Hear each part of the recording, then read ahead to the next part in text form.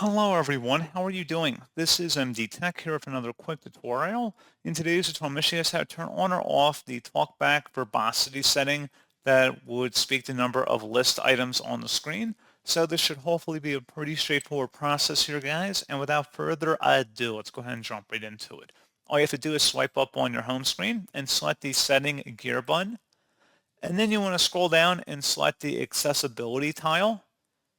And then under Screen Reader, select Talkback.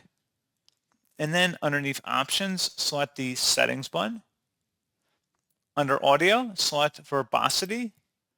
And then there should be an item in this list that says Always Speak Number of List Items, Speak Count for all scrolling methods. If you want to enable that, click inside the oval one time to toggle it on. Otherwise, you can disable it by clicking inside the oval again, and it should be grayed out if you want it turned off.